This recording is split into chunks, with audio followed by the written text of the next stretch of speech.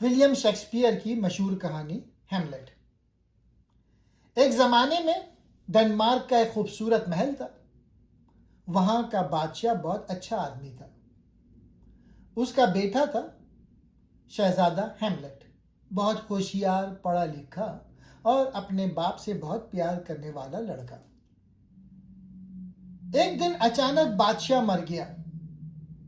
سب کو لگا کہ وہ قدرتی موت مرا، لیکن جلد ہی اس کا بھائی کلاؤڈس تخت پہ بیٹھ گیا اور ہیملیٹ کی ماں گرٹروڈ سے شادی کر لی۔ ہیملیٹ کو یہ سب دیکھ کر بہت دکھ ہوا۔ وہ سوچتا رہا کہ ماں نے اتنی جلدی دوسری شادی کیوں کر لی، اور باپ کی موت واقعی قدرتی تھی یا کچھ اور۔ ایک رات محل کی چھت پر پہرے داروں کو ایک خوفناک چیز نظر آئی، ایک بھوت۔ وہ بھوت مرحوم بادشاہ سے بالکل ملتا جلتا تھا۔ ہیملیٹ نے جب یہ سنا تو وہ خود بھوت سے ملنے آ گیا۔ بھوت نے کہا، بیٹا، مجھے تیرے چچا کلاؤڈس نے زہر دے کر مارا تھا۔ وہ تخت اور میری بیوی دونوں چاہتا تھا۔ اب تو میرا بدلہ لے۔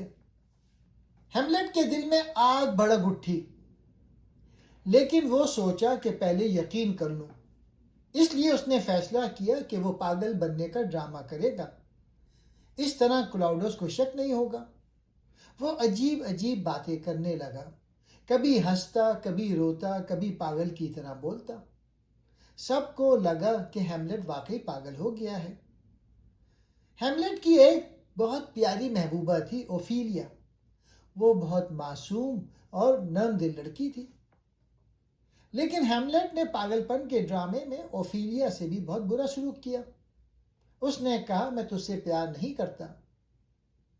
اوفیلیا کا دل ٹوٹ گیا اور وہ واقعی پاگل ہو گئی۔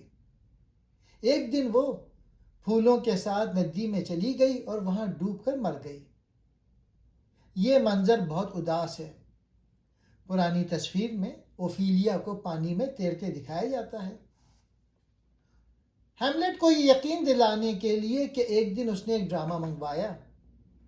اس ڈرامے میں بالکل ویسے ہی قتل دکھایا گیا جیسے بھوت نے بتایا تھا، یعنی کان میں زہر ڈال کر بادشاہ کو مارنا۔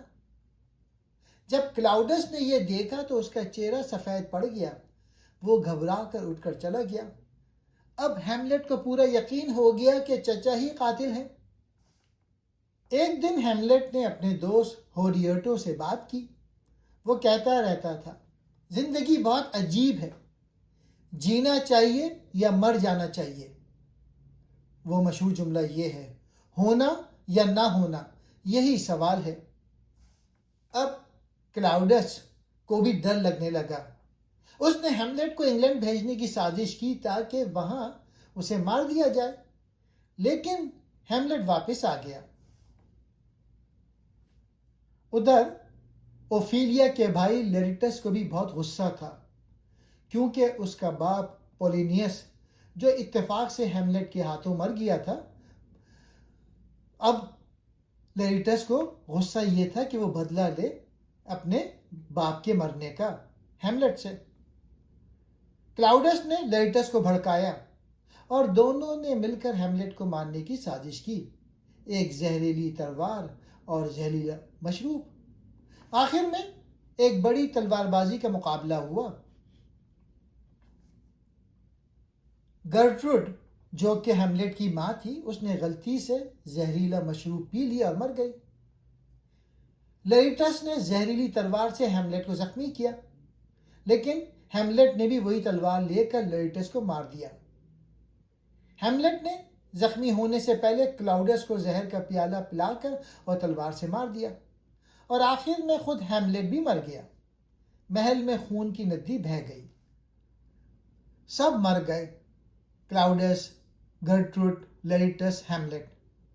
صرف ہیملیٹ کا سچا دوست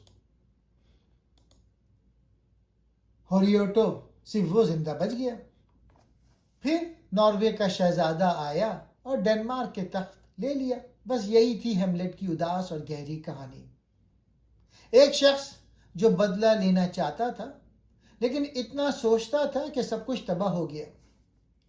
ہیملیٹ کا ڈرامہ ہمیں زندگی کے بارے میں چند بہت اہم باتیں سکھاتا ہے۔ پہلا تو یہ فیصلے میں دیر کرنا۔ ہیملیٹ کا سب سے بڑا مسئلہ یہ تھا کہ وہ بہت زیادہ سوچتا تھا اور عمل کم کرتا تھا۔ وہ جانتا تھا کہ کلاؤڈس جو کہ اس کا چچا تھا اس نے قتل کیا تھا اس کے باپ کو، لیکن وہ صحیح وقت کا انتظار کرتا رہا۔ سبق یہ ہے کہ زندگی میں بعض اوقات زیادہ سوچنا انسان کو کمزور بنا دیتا ہے۔ صحیح وقت پہ صحیح فیصلہ کرنا بہت ضروری ہے۔ سچ اور دکھاوے کا فرق۔ ڈرامے میں دکھایا گیا ہے کہ جو نظر آتا ہے وہ ہمیشہ سچ نہیں ہوتا۔ کلاؤڈس اوپر سے ایک نیک بادشاہ نظر آتا تھا، لیکن اندر سے وہ قاتل تھا۔ اسی طرح ہیملیٹ نے پاگل پن کا لبادہ اوڑھا ہوا تھا تاکہ وہ دشمنوں کو بیوقوف بنا سکے۔ سبق یہ ہے کہ لوگوں کو ظاہر پہ بھروسہ نہ کریں، حقیقت ہمیشہ گہرائی میں چھپی ہوتی ہے۔ انتقام کا انجام۔ ہیملیٹ بدلہ لینا چاہتا تھا، لیکن اس بدلے کی آگ میں نہ صرف وہ خود مرا بلکہ اس کی محبوبہ اوفیلیا، اس کی ماں اور کئی بے گناہ لوگ بھی مارے گئے۔ سبق یہ ہے کہ نفرت اور بدلہ لینے کی خواہش اکثر انسان کو تباہی کی طرف لے جاتی ہے، جہاں سب کا نقصان ہوتا ہے۔ اخلاقی بدعنوانی۔ شیکسپیئر کہتا ہے کہ ڈنمارک کی ریاست میں کچھ سڑ رہا ہے۔ یہ اس بات کی طرف اشارہ ہے کہ جب حکمران یا خاندان کے بڑے بے ایمان ہو جائیں تو پوری سوسائٹی زوال کا شکار ہو جاتی ہے۔ ہیملیٹ کا مشہور مکالمہ ہے ٹو بی اور ناٹ ٹو بی، جینا ہے یا نہیں، ہونا ہے یا نہ ہونا۔ یہ جملہ اس وقت کہا گیا جب ہیملیٹ زندگی کی مشکلات سے تنگ آ کر سوچ رہا تھا کہ کیا اسے خودکشی کر لینی چاہیے یا مشکلات کا مقابلہ کرنا چاہیے۔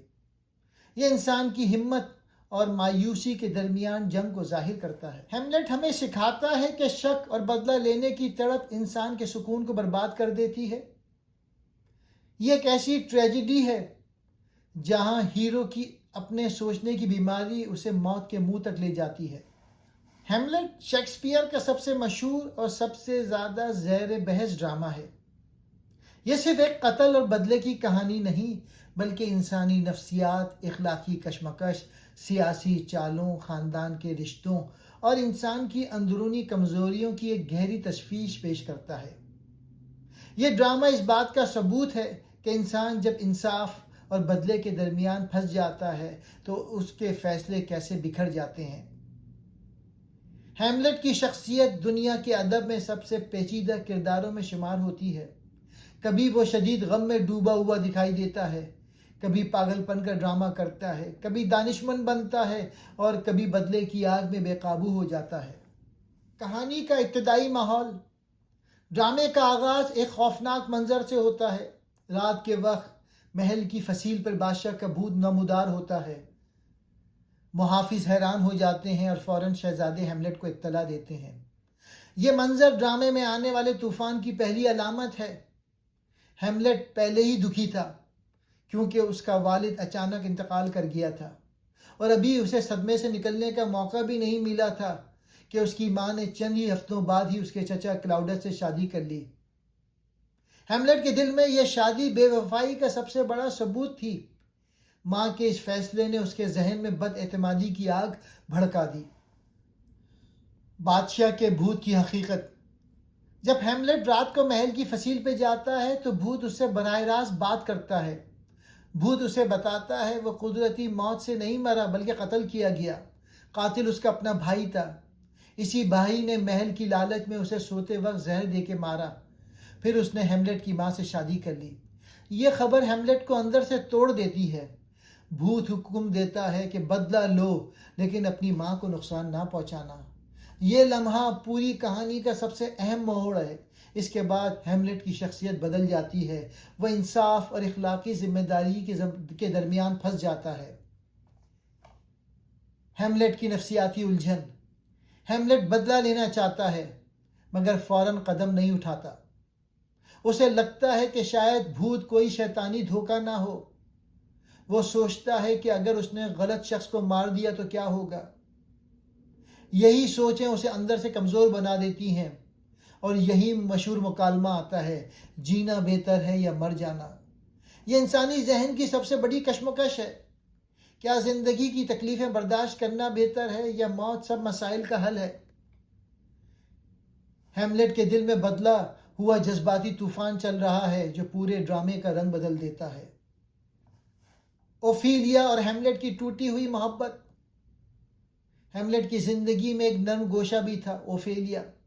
اوفیلیا اسے چاہتی تھی اور وہ بھی اس سے محبت کرتا تھا، مگر محل کی سیاست نے اس رشتے کو زہر آلود کر دیا۔ اوفیلیا کے والد پولینیس اور بھائی لیانٹس اسے ہیملیٹ سے دور رہنے کا مشورہ دیتے ہیں۔ ہیملیٹ کے عجیب رویے نے اوفیلیا کو بھی الجھن میں ڈال دیا۔ جب ہیملیٹ پاگل پن کا ڈرامہ کرتا ہے تو اوفیلیا اس کی حالت کو سچ سمجھتی ہے۔ بالآخر پولینیس کے قتل اور ہیملیٹ کی بے اتنائی کے بعد اوفیلیا کا ذہن ٹوٹ جاتا ہے اور وہ غم میں ڈوب کر مر جاتی ہے۔ اوفیلیا کی موت ڈرامے کا سب سے دردناک واقعہ ہے۔ ڈرامے کے اندر ڈرامہ۔ ہیملیٹ کو یقین دلانے کے لیے کہ بھوت جھوٹ نہیں کہہ رہا تھا، وہ ایک شاندار منصوبہ بناتا ہے۔ وہ اداکاروں سے ایک ایسا ڈرامہ کرواتا ہے جس میں بادشاہ کے قتل کا منظر بالکل ویسے ہی دکھایا جاتا ہے جیسے بھوت نے بتایا تھا۔